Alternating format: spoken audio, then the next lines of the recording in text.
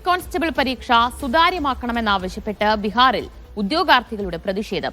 മുൻകാല റാങ്ക് പട്ടികയിൽ സ്വജനപക്ഷപാതം നടന്നെന്നും ഉദ്യോഗാർത്ഥികൾ ആരോപിച്ചു. സജു തോമസ് വിവരങ്ങൾ നൽകും. സജു, എന്താണ് ഉദ്യോഗാർത്ഥികളുടെ ആവശ്യം?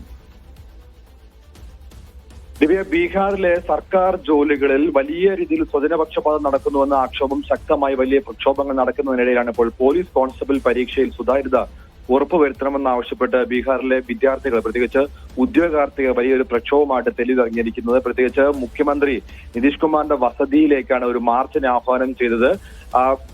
ബീഹാർ പോലീസ്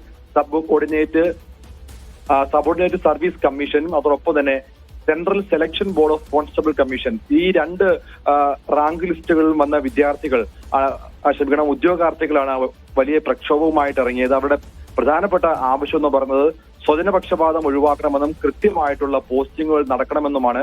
ഈ കഴിഞ്ഞ 2 വർഷമായിട്ട് പോസ്റ്റിങ്ങുകൾ നടക്കുന്നില്ല. അത് വലിയ രീതിയിലുള്ള പ്രതിസന്ധി ഉണ്ടാക്കുന്നുണ്ട്. പ്രത്യേകിച്ച് ധാരാളം വിദ്യാർത്ഥികളും അതുപോലൊപ്പം തന്നെ ഉദ്യോഗാർത്ഥികളും ജോലിയില്ലാതെ വലയുകയാണ്. ഈ സാഹചര്യം കണക്കിലെടുത്ത് കൃത്യമായിട്ടുള്ള മേൽനോട്ടം എന്തായാലും ഉണ്ടാകണം എന്നുള്ള ഒരു ആവശ്യമാണ് പ്രധാനമായിട്ടും ഉന്നയിച്ചത്. ഇത് വലിയ പ്രതിഷേധമാണ് ഉണ്ടായത്. പ്രതിഷേധക്കാരെ പോലീസ് തടഞ്ഞെങ്കിലും അതൊക്കെയും ഭേദിച്ചുകൊണ്ട് മുഖ്യമന്ത്രിയുടെ വസതിയിലേക്കാണ് ഇവർ മാർച്ച് നടത്തിയത്. ഇതുമായി ബന്ധപ്പെട്ടുള്ള വലിയ പ്രതിഷേധങ്ങൾ വരും ദിവസങ്ങൾ ഉണ്ടാകാനുള്ള സാധ്യത മുന്നിൽ കാണുന്നുണ്ട്. പ്രത്യേകിച്ച് ബീഹാറിൽ വോട്ടെടുപ്പിന് ഇനിയിപ്പോൾ ദിവസങ്ങൾ മാത്രമാണ് അവശേഷിപ്പിക്കുന്നത്.